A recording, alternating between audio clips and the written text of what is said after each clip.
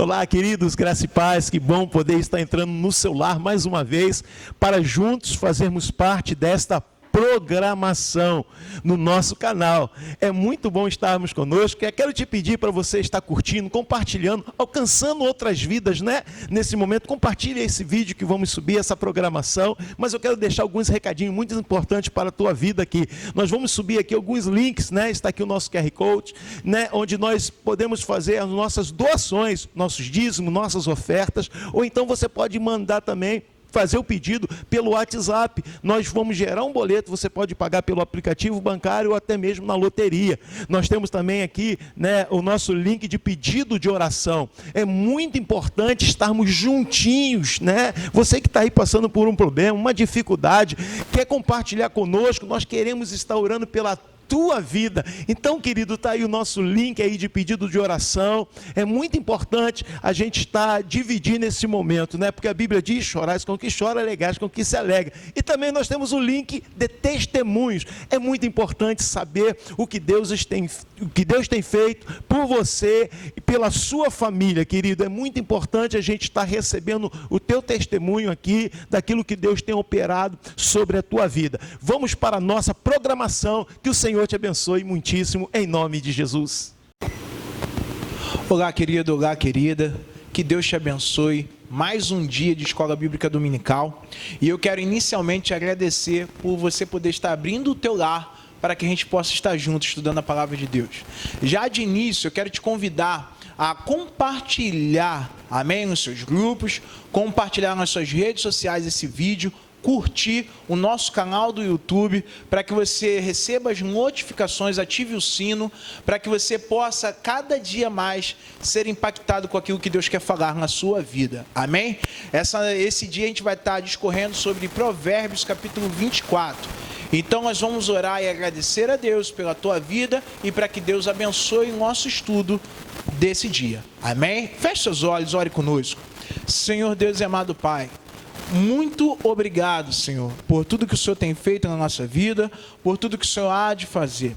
Queremos te pedir, abra o nosso entendimento, fala conosco através da tua palavra, que o Senhor, ó Deus amado, possa nos instruir segundo o teu coração, ó Pai. Nós não queremos entender segundo o nosso entendimento, mas segundo o teu coração, Senhor. Fala conosco, abençoa-nos, Senhor. Abençoa aquele que está ouvindo, Senhor, indo para a faculdade. Abençoa aquele que está ouvindo na sala da sua casa, aquele que está ouvindo no seu quarto, pelo celular, pela TV, aquele que reuniu a sua casa para estudar junto. Deus, abençoa, dá o entendimento, dá o discernimento e nos faz crescer através daquilo que o Senhor deseja falar conosco. Muito obrigado por tudo que o Senhor tem feito na nossa vida e por tudo que o Senhor ainda há de fazer. A Ti nós rendemos glória, honra e louvor, Deus. Em nome de Jesus, amém e amém. Eu queria começar as nossas considerações iniciais de Provérbios 24, amém, pelo nosso pastor Alexandre, depois pela Gabi, que está hoje aqui conosco, amém, nos abrilhantando, e o nosso pastor Adia. Olá, queridos, graça e paz, amém? Eu quero já iniciar falando aqui do Provérbios, verso 5, capítulo 24, verso 5, que diz assim, só a primeira parte: quem é sábio é forte. Então, querido, vamos nos deleitar no estudo de hoje, que com certeza o Senhor quer nos tornar sábios, para que possamos ser fortes na sua presença, amém? Que Deus nos abençoe, compartilhe com mais 10. Amém, Pai do Senhor Jesus. Muito gratificante estar fazendo parte desse estudo e que você também venha se sentir honrado de poder estar fazendo parte disso, né? E como o provérbio fala sobre sabedoria, como o pastor acabou de falar, ser sábio é ser forte, que nós venhamos conhecer e prosseguir em conhecer ao Senhor. Aleluia. Que não só hoje, não só vendo, não só ouvindo, mas que praticando a sabedoria, praticando aquilo que você vai aprender. Amém? Pastor Adia. Paz do Senhor, meu amado irmão, minha amada irmã. Como palavra inicial do nosso estudo, eu gostaria de dizer que a gente pode resumir todo Provérbios como uma palavra que se chama oportunidade. Oportunidade, muitas das vezes, ela bate na nossa porta, mas muitas das vezes também deixamos ela sair porque não estamos preparados. Mas nesse dia, Deus está nos preparando para agarrar as oportunidades que têm aparecido, fazer da nossa vida algo mais próspero, não no sentido de que possamos ter mais coisas, mas prósperos no sentido de usufruir de tudo que a vida tem, de tudo que Deus tem nos dado. Que Cristo possa te abençoar e nos dê um estudo maravilhoso para nossas vidas. Aleluia. Vamos começar lendo o versículo 1 e o versículo 2, a gente vai começar meditando por esses dois versículos, que dizem assim: não tenha inveja dos ímpios, nem deseje a companhia deles, pois destruição é o que planejam o coração, e só falam de violência. E aí eu escrevendo o estudo desse dia, eu comecei com uma pergunta: por que, nós, como justos, porque a Bíblia ela sempre vai dizer o justo e o ímpio, tem um contraposto. Mas por que o justo ele invejaria o ímpio? Ou o homem mau? Por que o justo invejaria o homem mau? E aí eu quero começar com essa pergunta, talvez, para a gente poder começar a discorrer. Parte dessa pergunta, eu vou começar a responder, depois os irmãos vão colocar, parte da questão de um novo nascimento. Primeiro, se a pessoa ela não passa por um novo nascimento, então ela não consegue encontrar em Deus, ela não consegue encontrar justiça, ela não consegue ser justa, ela não consegue encontrar verdadeiramente quem ela é em Deus. Então, será normal ela invejar aquilo que os homens maus fazem ou conseguem. Então, a primeira resposta, talvez minha, seria: por que alguém que está dentro da casa do Senhor ou dentro da comunidade que a gente chama cristã inveja alguém que está lá fora? E por que esse provérbio já começa dizendo assim, cara, não tenha inveja deles? É porque quando ele fala não tem inveja, é porque em algum momento aquela pessoa já teve. Eu parto para uma outra pergunta, que vai de encontro ao que nós estamos falando aqui, que vai dizer com o que nós estamos nos ocupando. Eu acho que o maior problema é esse. Eu estou ocupado com o quê? Porque o problema, se eu tiver com a minha mente ocupada, com o meu coração ocupado, com aquilo que Deus tem para a minha vida, irmãos, eu não vou invejar o que o ímpio tem, porque Deus sempre vai revelar qual o caminho do justo e qual o caminho do ímpio. Tanto que o próprio Asaf, no Salmo 73, ele vai dizer que o seu coração estava perturbado, e por isso que ele estava preocupado com a prosperidade do ímpio. Então havia uma ocupação. E no capítulo 4 do livro de Filipenses, versículos 6 e 7, o apóstolo Paulo vai dizer: não andeis ansiosos por coisa alguma, mas antes fazei conhecido através de quê? As vossas petições. Através de quê? De orações, súplicas, ações de graças. Ou seja, se a minha vida é ocupada em ações de graça, em súplica, em oração, eu não vou invejar o que o ímpio tem, porque o Senhor é suficiente na minha vida. Eu me atrevo até em entrar no ponto de que, se há uma inveja por algo, ou alguém, ou por algo que se tenha conquistado, é porque nunca houve um verdadeiro nascimento. Nunca houve uma verdadeira reforma. Porque, analise, aonde nossos olhos estão sendo colocados? Muitas das vezes nós estamos ainda com aquela essência, ou com aquela aparência de que ser próspero é possuir, é ter. Mas a palavra do Senhor nos ensina que prosperidade está ligado à necessidade. Sim. O que é ser próspero? É eu ter o suficiente para o meu dia, ponto. Só que a gente vem com a cultura de que quanto mais se tem, mais próspero é. E muitas das vezes nós, quando entramos na presença de Deus, nós entendemos que precisamos mudar. Mas quando nós olhamos para o ímpio, a gente começa a se ludibriar com o que está sendo visto. E a gente quer, a gente almeja, e se esquece que nós somos novas criaturas. Quando se fala nova criatura, a gente não está só dizendo no sentido espiritual, a gente está sentindo também no sentido material. Nossos desejos, nossas vontades não são mais nossos. Então eu me atrevo em dizer que a inveja ela é fruto de uma mudança que ainda não foi gerada no coração daquela pessoa. É porque também eu não entendo que o que Deus tem para mim é eterno. Porque a gente se esquece que aquilo que o ímpio tem ou que ele conquista é passageiro. É daqui. Eu até escrevi, Deus não quer que nos prendemos em algo que não vai nos levar à eternidade. Porque tudo que Deus quer é que eu viva e tenha o que será eterno. Ou seja, eu quero ter, mas eu não quero ser. Por isso que eu invejo quem tem, que eu quero ter, mas Deus está preocupado em quem eu sou. É isso que nós temos que nos preocupar. Se eu me preocupo com quem eu sou, eu não tenho inveja de quem tem alguma coisa. Né? Parte desse princípio. E isso vai de encontro que a gente falou, que vai dizer assim, com o que nós estamos nos ocupando, porque a falta de ocupação, ela nos leva a viver uma vida ilusória. A gente vai viver o que os outros estão vivendo. E hoje, nos dias em que a gente vive, isso é muito comum. Porque as pessoas estão vendo lá o Instagram, o Facebook, a rede social, no Twitter. Então, as pessoas começam a ver coisas e falam assim, pô, eu quero viver isso. Por quê? Porque ela já perdeu a sua própria, me perdoa dizer, da sua própria identidade. Né? Como a Gabi colocou aqui. Ela não sabe qual é a sua identidade em Deus. Né? Então, ela quer viver o que os outros estão vivendo. Né? Por quê? Porque ela não se ocupa com as coisas de Deus. E se ocupar com as coisas de Deus, irmãos, não é você passar 24 horas lendo a Bíblia, não é você passar 24 horas orando, não é você passar 24 horas dentro da igreja. Né? Se ocupar com as coisas de Deus é verdadeiramente você entender o teu sacerdócio. Quando você entende o teu sacerdócio, você sabe para que Deus te chamou e por que Ele te chamou. Filipenses capítulo 3, versículo 15, Paulo ele vai advertir sobre os inimigos da cruz.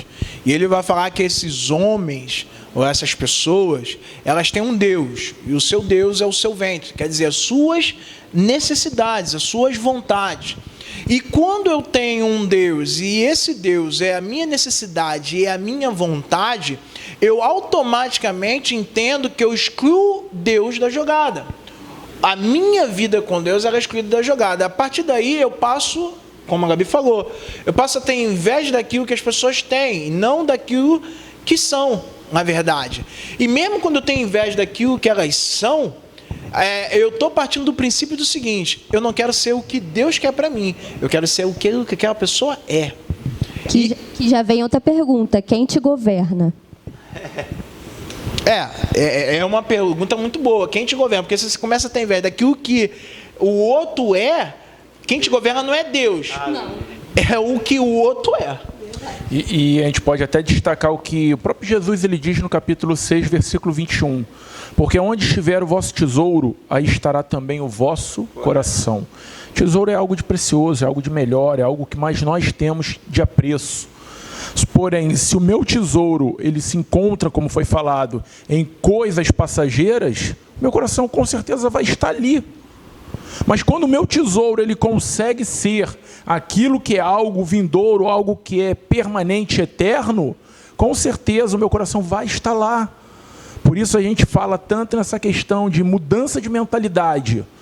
Porque para ser ou para não invejar o ímpio, há uma necessidade de mudança interior. Inclusive eu coloquei aqui que é difícil a gente discipular alguém nas coisas do reino de Deus se essa pessoa ainda não teve um novo nascimento. Se ela ainda não se encontrou verdadeiramente com aquele que é a razão da sua... Do evangelho, com aquele que é a razão da sua vida. Então, onde a gente vai debater, e aí eu acho que isso cabe muito bem aqui.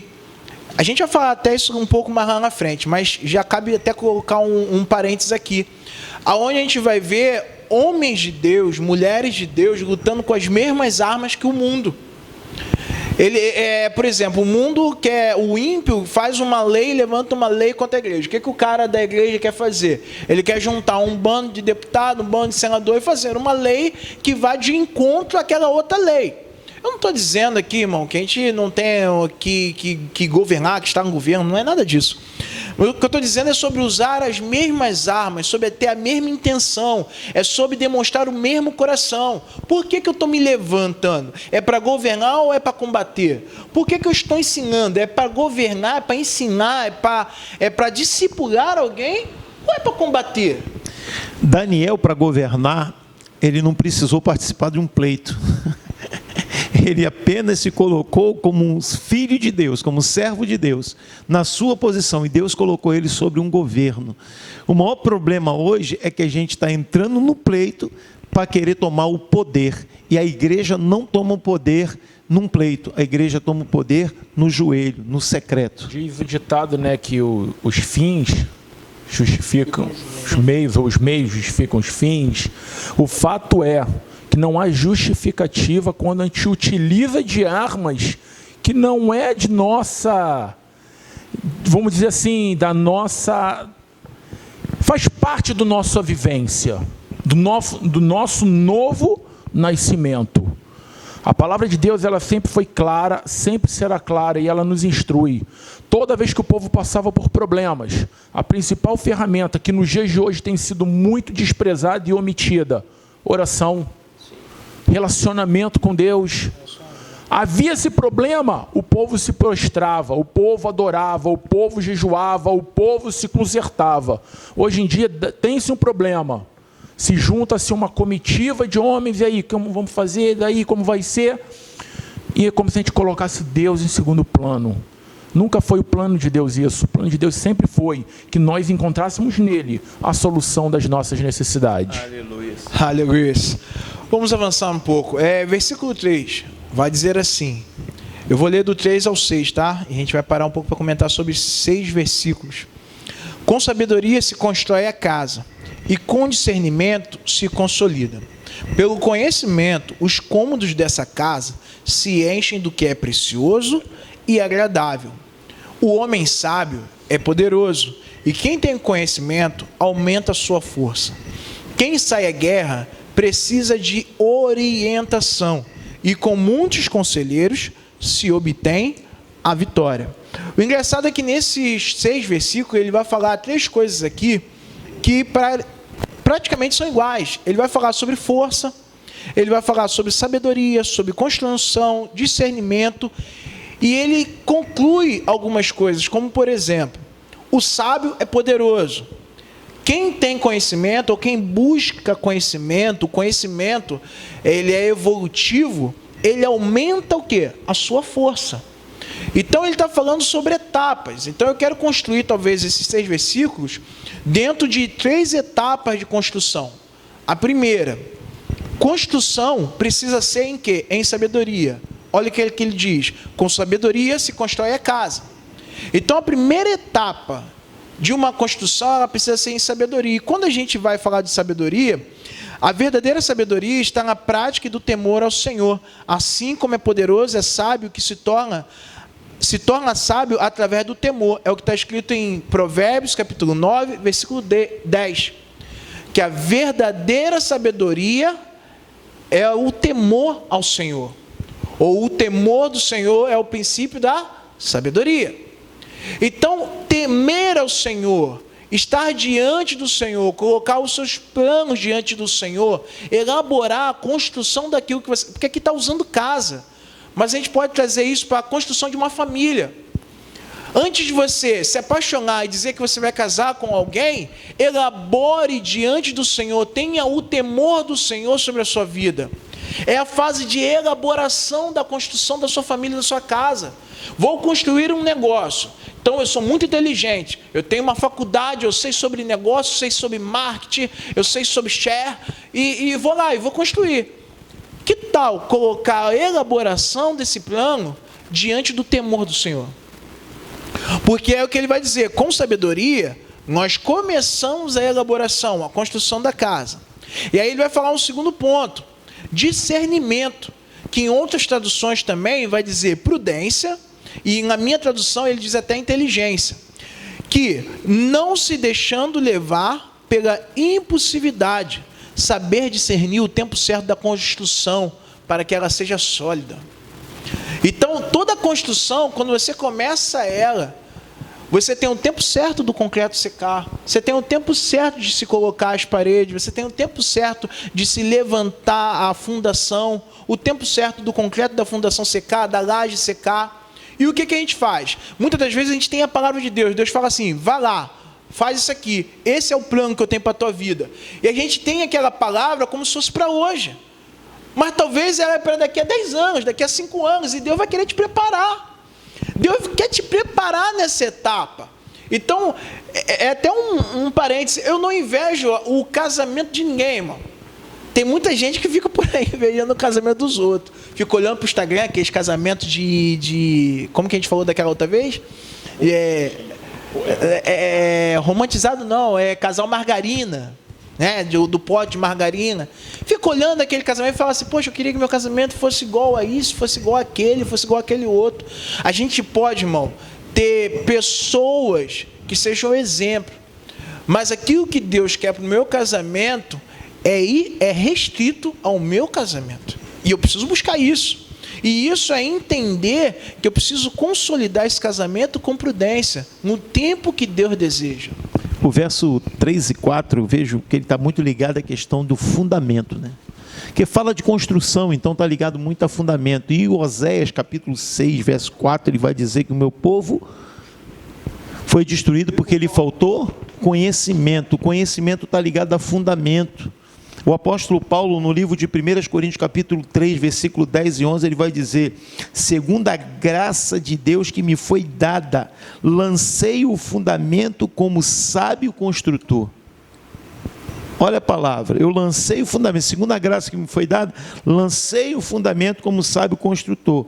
Aí ele vai dizer assim, e outro edifica sobre ele, porém cada um veja como edifica, porque ninguém pode lançar outro fundamento além do que foi posto, o qual é Jesus Cristo.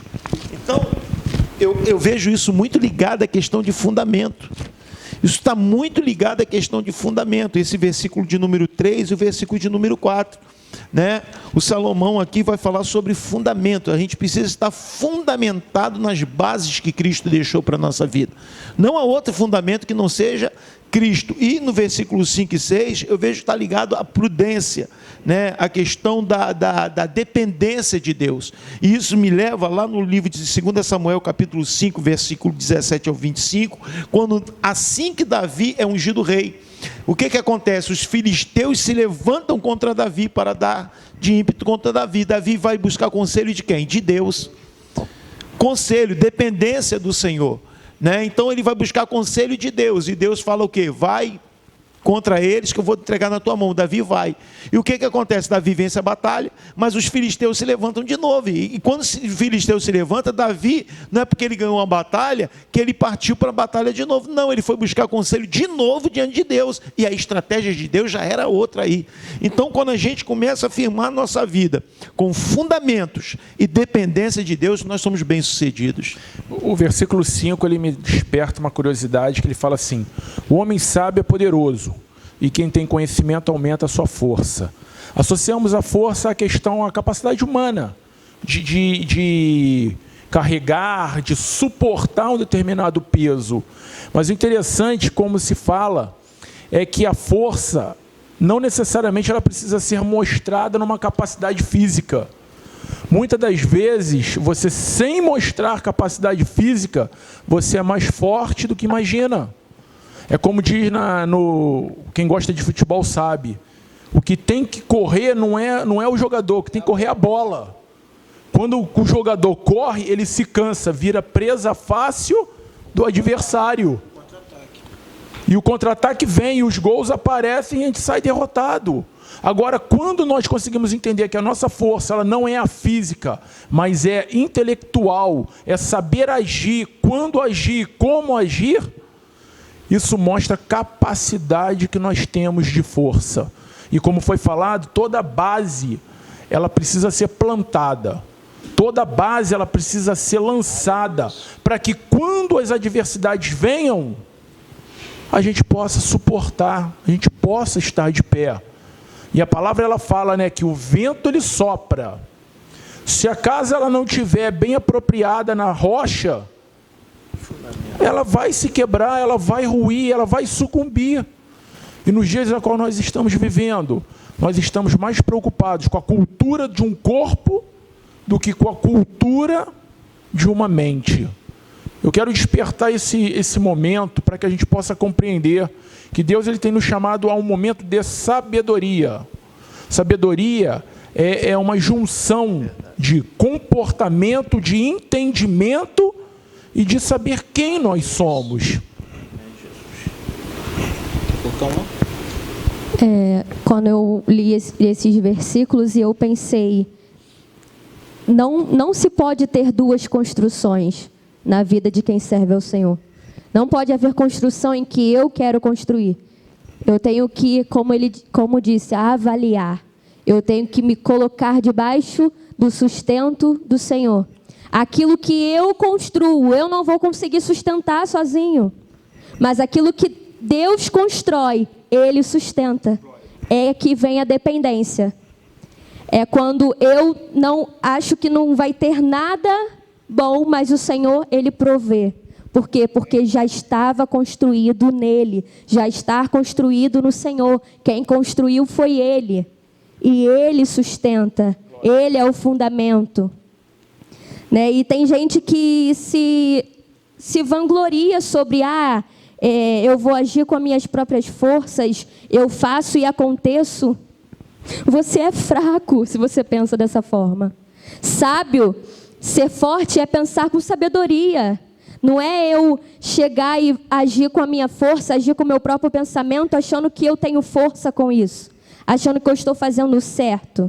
Forte é quem age com sabedoria, forte é quem pensa, pede conselho do Senhor. Aleluia. E assim, depois daí age, depois daí constrói, porque quem está construindo é o Senhor.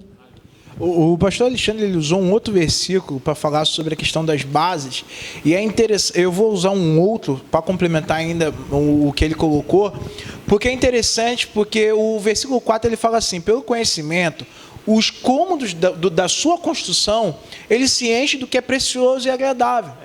E muitas das vezes a gente constrói, Deus elabora na nossa vida, nós começamos a construir debaixo da orientação do Senhor, mas a manutenção, muitas das vezes, a gente não entrega a Deus. E a gente começa a encher esses cômodos, amém? Baseando o encher desses cômodos em outras coisas. Que é o passar dos anos. O início é legal, o início foi da forma que Deus queria. Mas vai se passando os anos, e isso é um problema do ser humano. Isso é um problema do ser humano. A partir do ponto inicial de uma construção, ele começa a achar o seguinte: eu já sei o que eu devo fazer. 14 anos de empresa, ele já não quer mais receber um treinamento do RH, porque ele diz assim: eu já sei tudo sobre essa empresa. 14 anos de casamento, ele já não quer mais sentar e ouvir uma palavra do seu pastor, um direcionamento do seu pastor, porque ele diz assim: eu já sei tudo sobre casamento.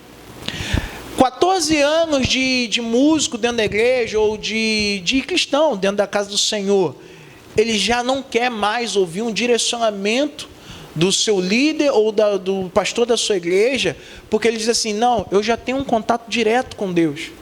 Deus já fala muito ao meu coração. E essa manutenção começa a ser preenchida, esses cômodos começam a ser preenchidos não de coisas preciosas e agradáveis.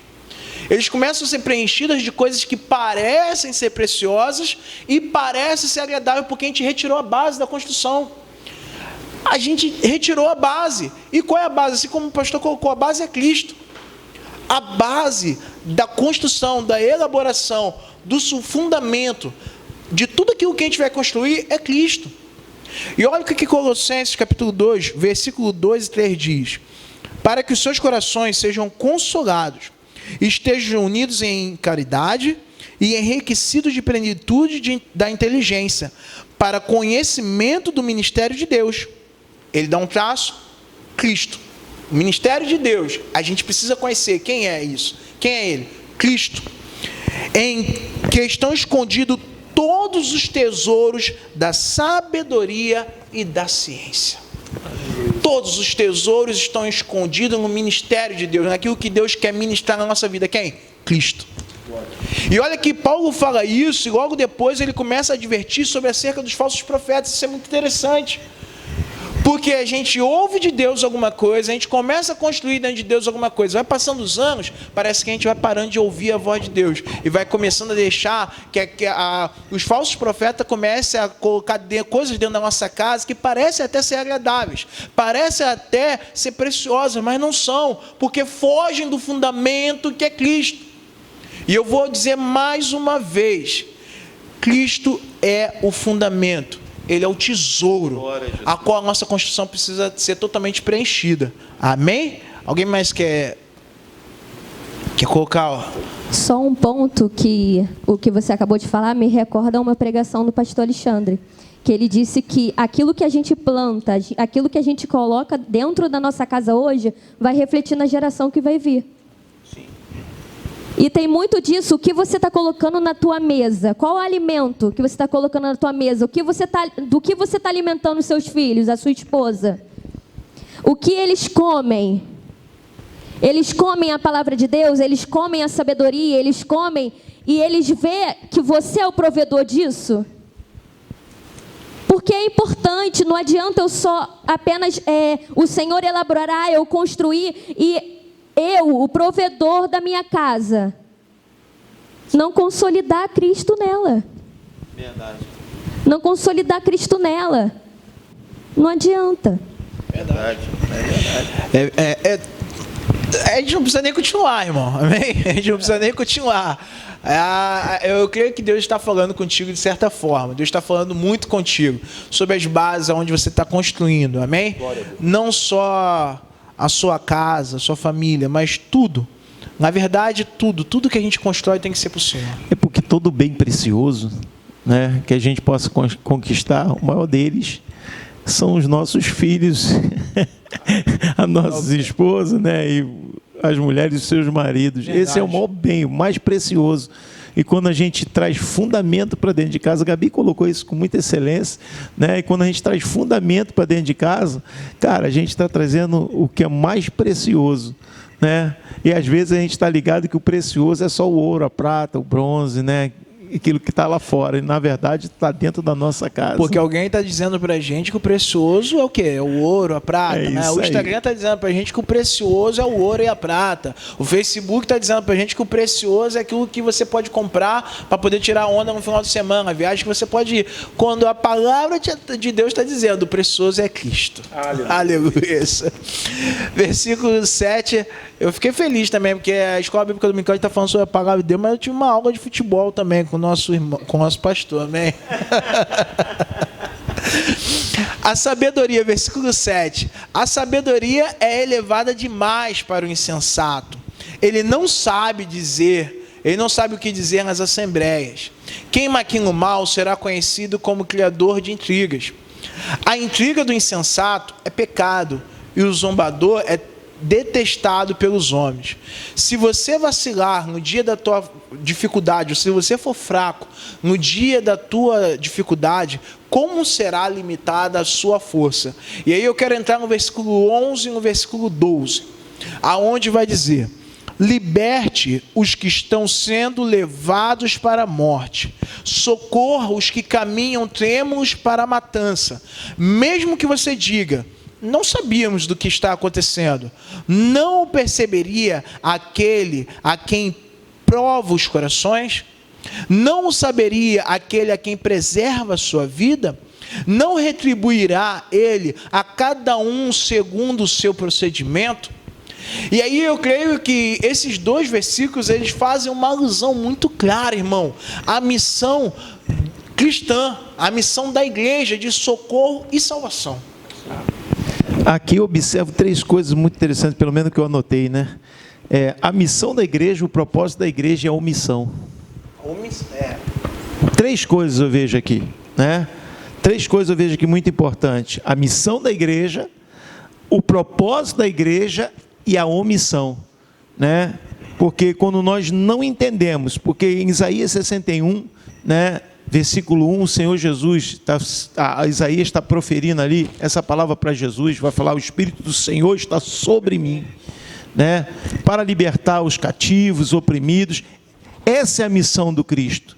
E se Cristo está em nós, essa é a missão da igreja.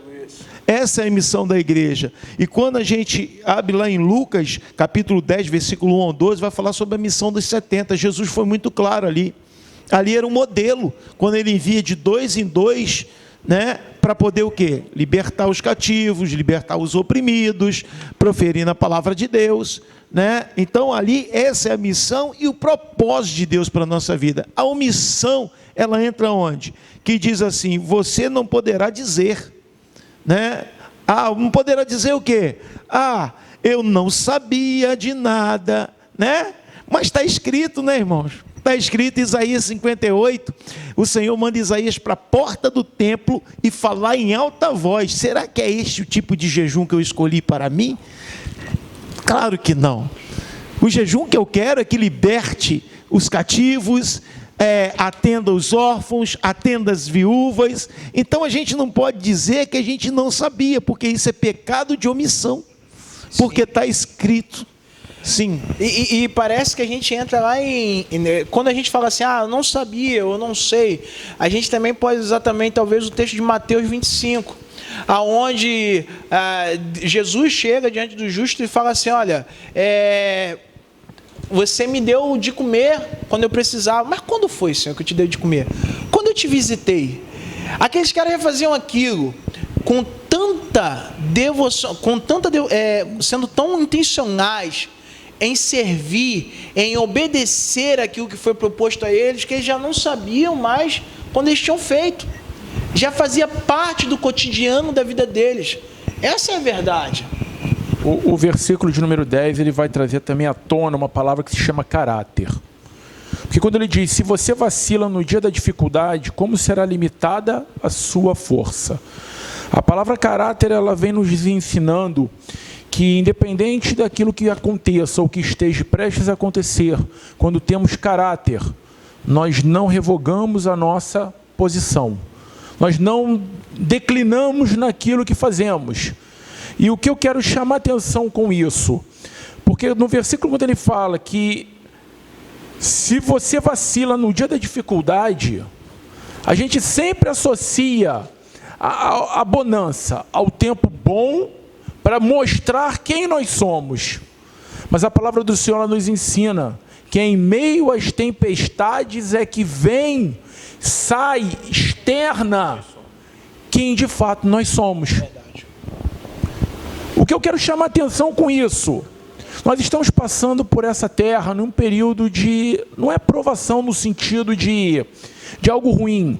Nós estamos num período onde nós estamos sendo testados.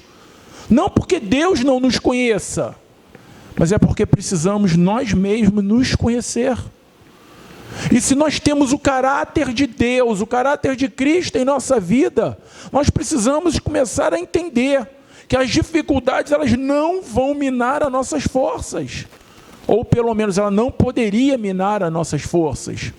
Se fala muito de Pedro. Porque Pedro, mas em todos os eventos onde Pedro, de uma certa forma, tropeça, de todos, era o único que ainda botava a cara a tapa para poder dizer para o mestre: eu estou aqui. Pedro foi o que negou, sim, mas em meio à negação de Cristo, foi o único que estava ali com Cristo na casa daquele homem que estava a o julgar. Pedro foi aquele que puxou a espada e quase cortou a cabeça daquele homem, mas no meio do problema foi o único que não arredou o pé de perto do seu mestre. É claro que alguns caráteres, algumas características precisavam ser moldadas, mas o que eu quero destacar é que quando o nosso caráter está ligado a Deus, não vão ser as circunstâncias que vão desviar quem nós somos. Além das circunstâncias não desviar quem nós somos, nós começamos a olhar também com o olhar de Deus. Porque a gente estava falando aqui sobre socorrer aqueles que necessitam. E muitas das vezes a gente quer escolher quem é que necessita. É isso aí. Romanos capítulo 3, versículo 23, é um texto básico da Bíblia, diz que todos pecaram e destituídos foram da glória de Deus. Então quem necessita ser reconectado a Deus? Quem necessita ser resgatado do seu pecado? Todos. Do meu lado esquerdo, dentro de um ônibus, tem alguém. Do meu lado direito, dentro da minha faculdade, tem alguém. Do meu lado esquerdo de vizinho, tem alguém. Do meu outro lado também tem alguém. Eu não tenho que escolher. Eu tenho que ser intencional em todo o tempo em promover a graça de Deus na vida dessas pessoas. Porque lá na frente, Deus não vai ter a minha vida como aquele cara que não sabia do que tinha que fazer. Verdade. Não vai ter. E se eu disser para Deus, talvez um dia assim, mas o Senhor não me deu ninguém para cuidar. Ele vai falar assim, cara, todos pecaram e destituídos foram da minha glória. É o pecado da omissão, né? É o pecado da omissão. O campo é fértil. É o pecado da omissão. É aquele negócio assim, fale tu, Moisés, mas não fale Deus. Né? Mas essa é a grande verdade. Porque uma coisa é você ouvir o pastor Alexandre pregar e te mostrar uma diretriz. Outra coisa é você ouvir Deus falar. É verdade. E é isso que as pessoas fogem. Sabe? Elas querem ouvir pessoas falando, porque as pessoas elas podem julgar se vão fazer ou se não vão fazer. Uma coisa é quando ela entra dentro de um secreto e Deus diz para fazer. É aquela história de quem tem dois irmãos, né? Gabi aqui tem a Juliana agora não está mais junto, né? Mas duas irmãs. Uma coisa Gabi está lá no quarto, a Juliana vir e falar assim, Gabi, minha mãe está chamando, né? Ela vai falar assim, 5 minutos. Vai voltar lá de novo, Gabi, minha mãe está chamando. 5 minutos. Uma coisa é a Luciana gritar de lá e falar assim, Gabi, vem agora. Aí já mudou a história. Autoridade. Aí já vai mais rápido. Já vai mais rápido, né? Já desliga mais rápido, o processo fica mais rápido, né? Mas por quê? Porque é a voz da autoridade. E o maior problema hoje é que as pessoas elas estão querendo ouvir homens porque elas não querem, ou pelo menos estão fugindo de ouvir a voz do próprio Deus, porque quando a gente ouve, a gente precisa obedecer. Eu vejo assim, né? E o versículo, o versículo 2, ele termina dizendo, não retribuirá a ele, cada um segundo o seu procedimento? Quer dizer, dependendo do seu procedimento, vai ser a sua retribuição, irmão. Então, atente-se para aquilo que Deus está falando no dia de hoje, amém? Aleluia. Versículo 13, vamos avançar um pouco, depois a gente vai parar no 15, 16, 17, 18, tá? 13 e 14, diz assim, coma mel, meu filho, é bom, o favo é doce ao paladar. Saiba que a sabedoria também será boa para a sua alma. Se você a encontrar, certamente haverá fruto para você, e a sua esperança não vai decepcioná-lo. Aí o versículo 15 vai dizer, não fique de tocaia como faz o ímpio, contra a casa do justo, e não destrua o seu local de repouso. Pois ainda que o justo caia 7 vezes, tornará a erguer-se, mas os ímpios são arrastados pela calamidade.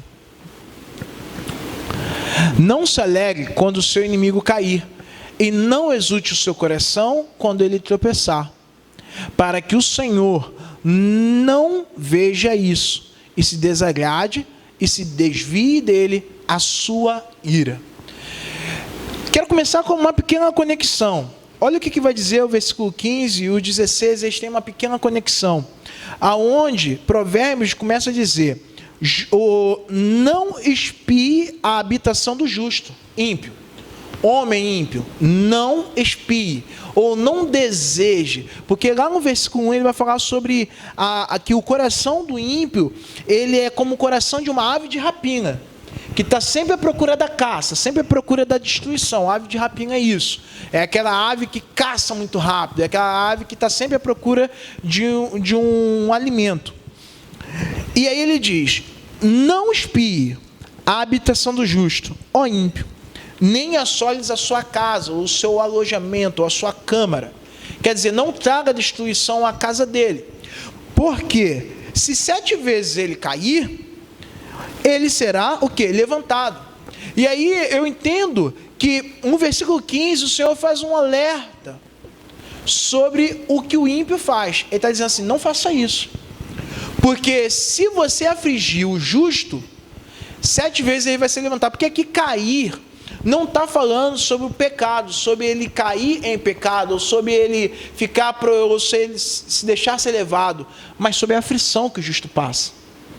Porque o ímpio fica à espreita dele, fica lá olhando, qual é o tempo que eu vou afligir a casa dele, qual é o tempo que eu vou assolar a casa dele.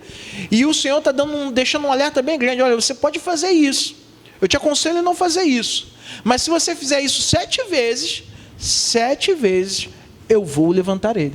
Esse texto ele me chama a atenção para algo que a gente até deu uma prévia, a gente até comentou aqui mais cedo, é a questão da forma como nós nos comportamos. Porque quando ele diz, não fique de tocaia, como faz o ímpio, passa aquela impressão de que muitas das vezes nós queremos usar as armas que eles usam. Fazer da maneira como eles usam, pelo fato simplesmente de acharmos que eles estão tendo resultados positivos naquilo que faz. Porém, muitas das vezes, as armas que eles usam, se nós usarmos, nós certamente vamos infringir e cometer erros que vão afetar outras pessoas. Aí é onde ele diz, se eles caírem, é o Senhor que vai os levantar. Verdade. Muitas das vezes nós estamos comprando uma briga que ela não é nossa. Verdade. Entrando com as armas que não são nossas. Lutando uma luta que não é nossa. Eu quero abrir um parênteses aqui. Porque a Bíblia ela sempre nos ensina que em tudo que venhamos a fazer, façamos para a honra e glória de Deus. E você vai perceber na época de Davi, de Josué, que todas as ações que eram feitas, como já foi sinalizado aqui também, aqueles homens se reuniam junto ao povo, consagravam o povo e levavam a Deus. Qual a maneira apropriada de se proceder? E Deus conduzia, Deus mostrava, Deus direcionava. Quantas batalhas os hebreus venceram sem nem mesmo terem lutado? Sim. O fato é que nós queremos fazer das ações que nós vemos a nossa arma. E depois a gente questiona Deus. Depois a gente reclama com Deus. Só que a gente usa das mesmas artimanhas que o mundo tem usado. Perceba bem, para que eu possa finalizar essa fala, eu digo assim, não faça como eles fazem, tenha outras atitudes. Se por acaso alguma coisa lhe incomoda, eu não preciso e não devo pagar na mesma moeda como um dia fizeram comigo. É uma lição dura, mas é uma lição que produz frutos. Quando nós entendemos chorar com os que choram, se alegrar com os que se alegram, mas também interceder por aqueles que nos perseguem.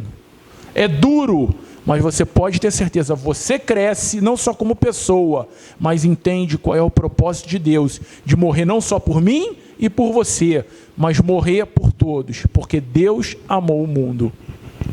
Quando perdemos a percepção do propósito de Deus para a nossa vida, a gente muitas vezes quer fazer alguma coisa como se aquilo fosse justiça para nós, né? O salmista, no Salmo 145, eu quero fazer um link bem rápido. O salmista, no Salmo 145, ele vai dizer assim no verso 17, 18, 19: justo é o Senhor em todos os seus caminhos, bondoso em todas as suas obras. Perto está o Senhor de todos os que o invocam, e todos os que o invocam em verdade. Ele satisfaz o desejo dos que o temem, ouve o seu clamor e o salva, né? E eu quero trazer para agora Zacarias, capítulo de número 8, versículo 16 e 17. Zacarias vai dizer assim: eis as coisas que vocês não devem fazer, eis as coisas que vocês devem fazer, que cada um fale a verdade com o seu próximo, nos tribunais julguem com justiça, segundo a verdade, em favor da paz, que ninguém faça planos para prejudicar o seu próximo, e nem ame o juramento falso, porque eu odeio todas essas coisas, diz o Senhor. Quando nós perdemos a percepção do propósito na nossa vida, a gente fica tentando achar um meio de fazer justiça com as próprias mãos, esquecendo-se de quem nos justifica é o Senhor, e Ele está bem perto. Está bem perto, porque o salmista vai dizer, perto está o Senhor. É dele que emana a nossa justiça, irmãos. E nós precisamos aprender a descansar no Senhor. Salmo 37, verso 4. Deleita-te também no Senhor, e Ele concederá o desejo do teu coração. Amém? Quer falar, Gabi? E o versículo 17, ele deixa um outro parâmetro. Quando o seu inimigo cair, que o seu coração não se alegre. Isso a gente precisa falar muito hoje em dia. Quando o seu inimigo cair, porque o mesmo Deus que levanta o justo, ele abate o inimigo. Mas quando esse inimigo que foi abatido pela própria mão do próprio Deus, porque o próprio Deus fez justiça, que o seu coração não se alegre. Isso é interessante, porque hoje em dia, a gente se considera muita coisa para um vaso de barro. E somos simplesmente um vaso de barro, assim como diz 2 Coríntios capítulo 4, 7. A glória e a honra não é nossa. Nós somos como vaso de barro, onde Deus deposita a graça dele. Jonas, Deus ficou irado com Deus, porque Deus mandou ele lá para salvar a cidade. Mandou ele para salvar a cidade. Ele fugiu, né? Jonas fugiu, foi no porão do... E, irmãos, quantos de nós estamos nos colocando dentro de porões, né? Porque a gente quer ver vamos falar a palavra mais, né? A desgraça do próximo. O circo pegar fogo. O circo pegar fogo. E a gente se coloca nos porões, porque achamos que o tal, o fulano, o Beltrano, não são merecedores da mesma graça. O diálogo, né? O diálogo de Deus para com Jonas, acho que foi algo tão lindo, que Deus ele fala, podes tu ter pena de uma planta, que não plantaste, não regaste, simplesmente nasceu. Verdade. E não teria eu, já dizendo o Senhor, de povos que não sabem discernir entre a mão direita e a mão esquerda. Verdade. Aleluia. A gente se coloca na condição de ser melhores do que os outros, onde na verdade nós somos simplesmente vasos. Eu queria até, não é uma pergunta, mas uma colocação talvez, é porque o nosso contexto hoje de igreja, né, que eu falo igreja cristã, principalmente no Brasil, a questão é a seguinte: se eu tenho alguém que é contra mim, não basta eu vencer a batalha e Deus me honrar. A minha honra está na desonra do meu irmão. E isso é perigoso. Quem me viu passar na nem prova... Nem vou entrar. Eu sou mais polêmico, né, irmão? Sabe o que acontece? Quem me viu para a prova vai estar lá na plateia e vai ter que ver Deus me exaltar.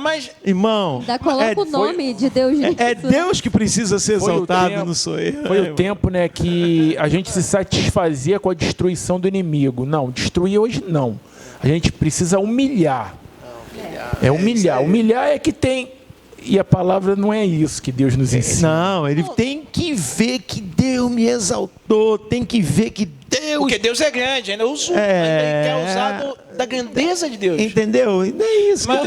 Em outro tempo, Senhor, que matem todos. Não, Senhor, que eles ficam vivos para ver a minha vitória. O que Deus quer é corações igual de Moisés. Senhor, se tu não fores conosco...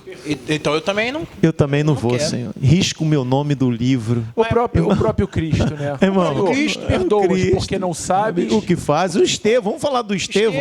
Fica mais fácil, né? Porque nós, né? A gente vai falando, porque o Estevão era diácono da igreja, né? Não era apóstolo, não era pastor, né? Era diácono, mas ele tomou as pedradas e falou assim, Senhor, perdoa, porque ele não sabe o que fazem. É esse sentimento que tem que estar em nós. Eu não sei, irmão, onde vai chegar o nosso estudo, eu não sei até onde vai chegar, mas eu acho importante a gente abrir esse parênteses que onde o pastor colocou,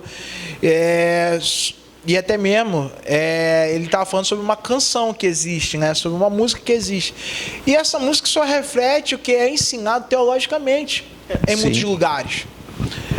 A canção ela é um complemento da teologia da igreja. Então, ela vai refletir ali o que está sendo ensinado e o que as pessoas estão aprendendo. E as pessoas cantam aquilo que elas acreditam que é verdade.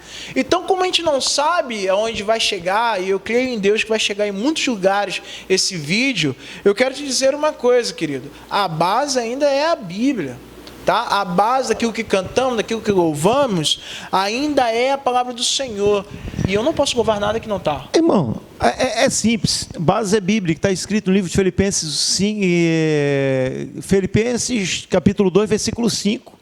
Tenhais em vós o mesmo sentimento que houve em Cristo Jesus, que não teve por usurpação ser igual a Deus, mas se esvaziou de sua forma, tomando uma forma humana, e foi levado à morte de cruz, e Deus o exaltou soberanamente. Por quê? Porque ele se esvaziou da sua forma, não teve por usurpação, ou seja, não se colocou acima, mas igual, no mesmo nível. Por isso que ele vai dizer na ceia: fazer isso em memória de mim.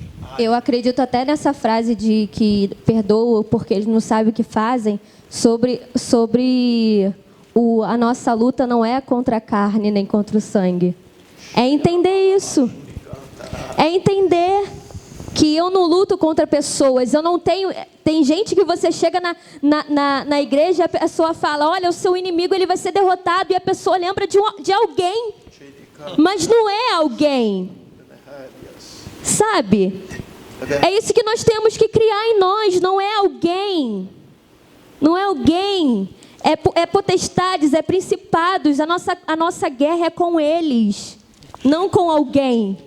Eu já ouvi pessoas pregando e dizendo assim: não, porque a cruz que é o seu marido que você carrega, irmão, não, desculpa, o seu esposo, a sua esposa não é uma cruz, tá? Ele é uma bênção na sua vida. Vamos avançar um pouco, amém, irmãos? A gente ficou parado um tempo, vamos avançar um pouco. É que a palavra de Deus, irmão, ela a gente poderia construir uma tenda para continuar meditando.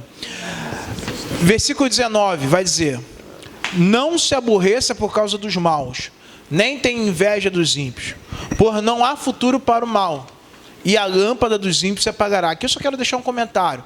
Melhor é o fim das coisas. Provérbio 14, versículo 11 e 12, aonde vai dizer que há muitos caminhos, mas os finais deles são caminhos de morte. Há caminhos que para o homem parecem ser muito bons. Às vezes você olha e fala assim: caraca, aquele cara chegou aonde talvez eu quero chegar, mas você não entende qual é o final daquela outra pessoa. Tema ao Senhor, versículo 21, tema ao Senhor e ao rei, meu filho, e não se associe aos dissidentes, pois terão repentina destruição. E quem poderá imaginar a ruína que o Senhor e o rei podem causar? Aqui vão outros ditados dos sábios: agir com parcialidade no julgamento não é nada bom. Aí eu quero entrar no versículo 24 e no versículo 25, que vai dizer: quem disser ao inimigo, você é justo, será amaldiçoado pelo povo, e sofrerá a indignação das nações. Mas os que condenam ou repreendem, em outras traduções, o culpado, terão vida agradável e receberão as grandes bênçãos. E aí um dos comentários que eu quero fazer é que justiça ela é imparcial, ela não tem lado, ela é sem partido. E aí quando eu vou lá em Mateus 6, versículo 33, o que a Bíblia vai dizer? Que eu preciso buscar primeiramente o reino de Deus e a sua justiça. Quando eu não busco o reino de Deus e a sua justiça, eu começo a agir com parcialidade, porque eu estou buscando as demais coisas na frente do reino de Deus e da justiça de Deus. Eu só queria dar uma prévia rápida aqui, porque a gente está vivendo dias onde está se havendo inversão de valores. E as inversões de valores, elas têm se tornado uma prática muito comum na nossa sociedade. A gente hoje, baseados pelas informações, nós somos levados à aparência, a momentos, e a gente não observa como um todo. E eu quero chamar bem a atenção disso, porque hoje você vai perceber que aquele que outra hora era execrado, hoje ele se tornou o pilar da moral dos bons costumes. O que eu quero chamar a atenção com isso? Nós estamos entrando num período onde você, eu e todos nós vamos exercer nossa responsabilidade de cidadão. Eu não estou aqui fazendo apologia a partido, não é nada disso. Porque a única apologia que eu falarei e farei seria só do Senhor Jesus Cristo. Mas eu quero te chamar a atenção para que você entenda que a gente não pode ser ludibriado por aparência. A gente não pode achar que porque fulano ele fez aquilo ali e tal. As inversões de valores, elas não podem definir quem nós somos.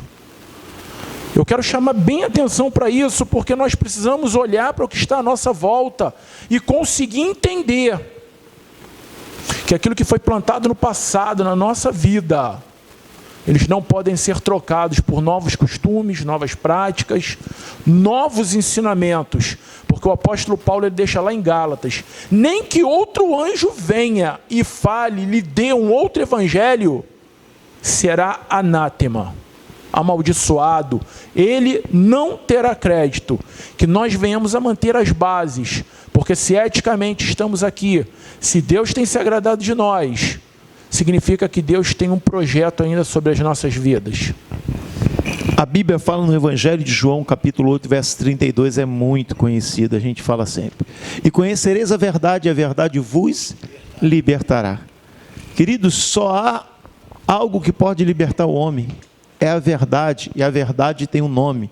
Versículo 36 do capítulo 8, Jesus vai dizer assim: se pois o Filho vos libertar, verdadeiramente sereis livres. Então a verdade tem um nome, ela é Jesus Cristo. Aleluia. Nós não podemos nos associar com o ímpio, nós precisamos confrontá-lo, porque é uma vida. Sim.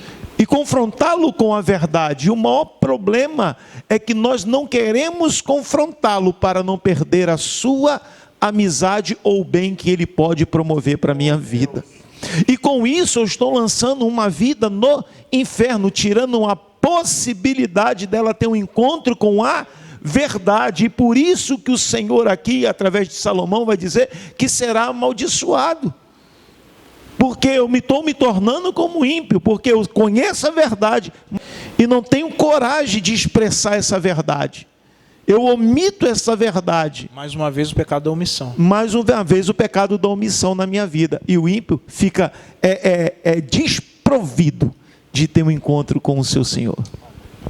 A gente, irmão, desde lá do início, a gente fala de base, a gente está falando sobre verdade, mas o tema central, que a gente já foi e voltou várias vezes, é Cristo. Cristo. Ele se revela no Gênesis, ele se revela em Levítico, em Números, ele se revela nos Salmos, ele se revela nos profetas, ele é revelado no Novo Testamento, e ele vem como um cordeiro buscar a sua igreja, vem como um noivo buscar a sua igreja. Aleluia. Versículo 26. A resposta sincera é como um beijo nos lábios. 27. Termine primeiro o seu trabalho a céu aberto e deixe pronta a sua lavoura. Depois, constitua a sua família. Rapidamente, só quero deixar, a gente vai já se aproximando para o final, mas isso são princípios básicos a serem lembrados. Quer dizer, primeiro, construa, deixe pronto toda forma de sustentar uma construção, uma base sólida, que é a família. Depois você construa a família. E hoje isso tem sido muito invertido, né? A gente quer alcançar a família, quer construir uma família sem ter base nenhuma, sem ter o nosso campo bem preparado para a construção daquela casa. Eu sempre digo que você é pai antes de você ter um filho. Eu, por exemplo, eu converso muito com minha esposa, nós não temos filho ainda, mas eu converso muito com ela falando, a gente precisa se preparar para serem pais sem ainda sermos pais. Temos filhos. Porque isso é interessante, porque se eu sou uma pessoa que divido opiniões o tempo todo com a minha esposa, e ela não entende a minha opinião, eu não entendo a opinião dela, e cada um puxa para um lado, você acha que a gente não vai ser assim na frente do nosso filho?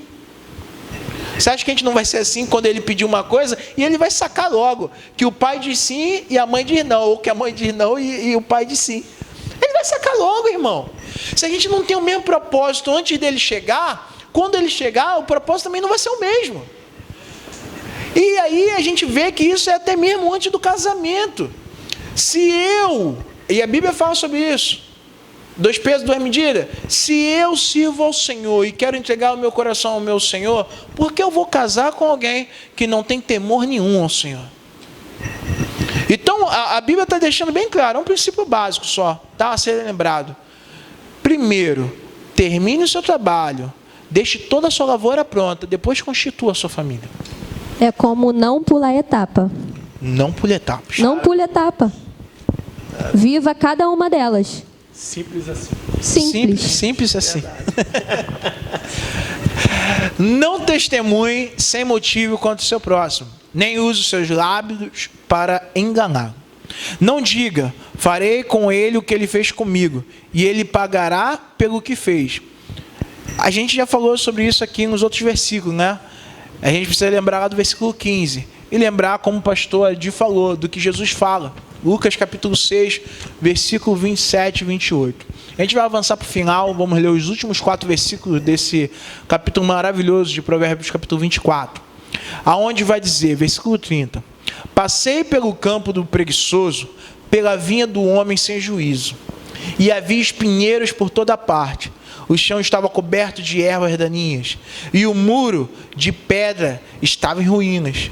Observei aquilo e fiquei pensando, olhei e aprendi com esta lição. Vou dormir um pouco, você diz. Vou cocheirar um momento. Vou cruzar os braços e descansar mais um pouco. Mas a pobreza lhe virá como um assaltante, e a sua miséria como um homem armado. Até o que foi constituído será perdido. Aí eu começo por aí. Quem escreveu esse provérbio está dizendo, cara, eu passei pelo campo e ele estava sem cuidado algum. Ele estava em ruínas. Quer dizer, havia um campo naquele lugar. Havia uma construção. Havia uma base que foi colocada naquele lugar, mas pela preguiça, pelo sono da indolência, ele dormiu. Ele deixou para amanhã. O que ele tinha que resolver, o que ele tinha que fazer hoje, deixou para amanhã. Ele dormiu. Ele adormeceu, ele perdeu a noção do tempo. E aquele campo se tornou um campo sem cuidado, cheio de ervas daninhas, os muros ficaram em ruína, quer dizer, haviam muros que cercavam aquele campo, agora ele já está desprotegido, qualquer um entra, rouba, toma o que quer, leva, vai embora.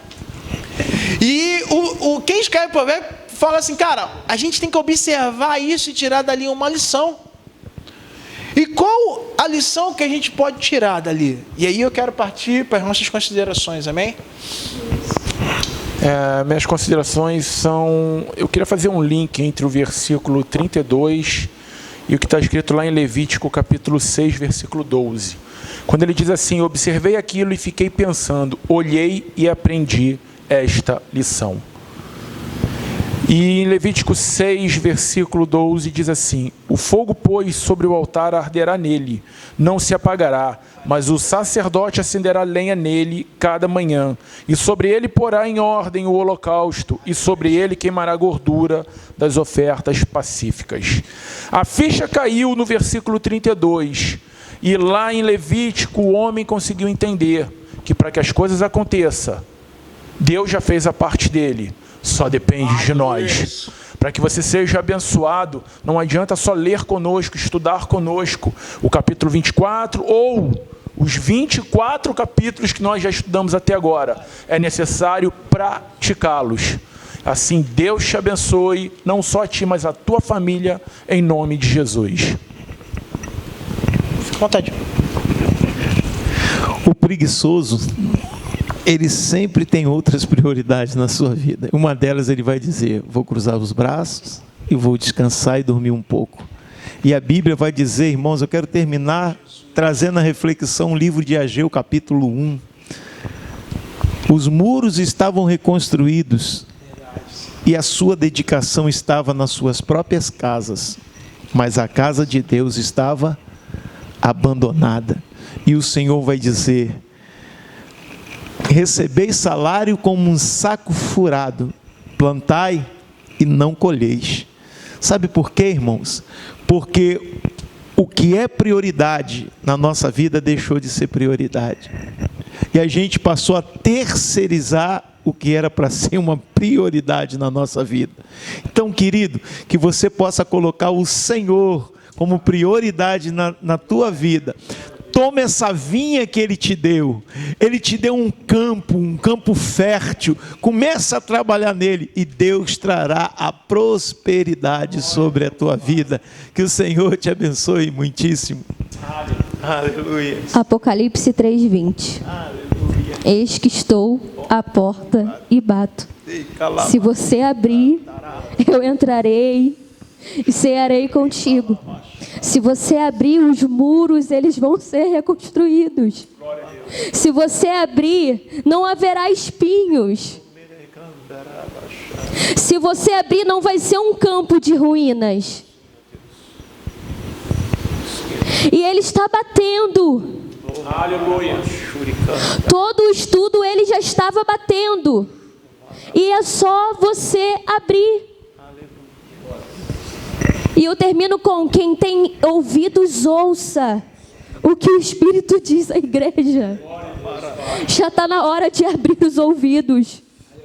Ouvidos esse que você está tapando com a sua própria mão. Olhos esses que você já está tapando com a sua própria mão. Você não é cego, você não é surdo. Você só precisa tirar, você só precisa parar de tampar o ouvido, parar de tapar os seus olhos.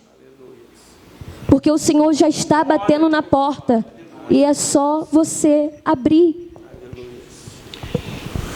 Efésios capítulo 5, 14 ao 16. Irmão, a gente não estuda junto, tá? Cada um estuda. Ainda é um desejo nosso poder passar mais tempo juntos, sentado a uma mesa, estudando a palavra do Senhor. Mas Deus ainda não foi chegado esse tempo na nossa vida. Mas eu creio que vai chegar. Mas eu creio que independentemente da casa e da distância que a gente está, o Espírito Santo de Deus, ele vai guiando os nossos corações.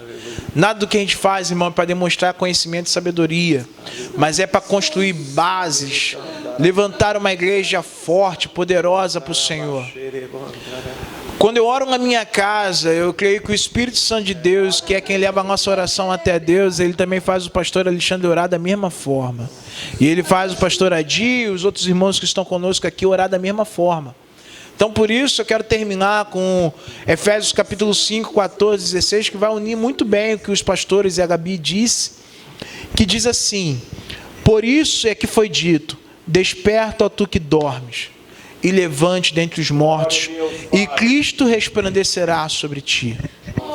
Tenha cuidado com a maneira como vocês vivem, que não sejam como insensatos, ou como aqueles que dormem, mas como sábios, que aproveitando ao máximo cada oportunidade, porque os dias são maus. E que Deus te abençoe nesse dia, em nome de Jesus. Amém.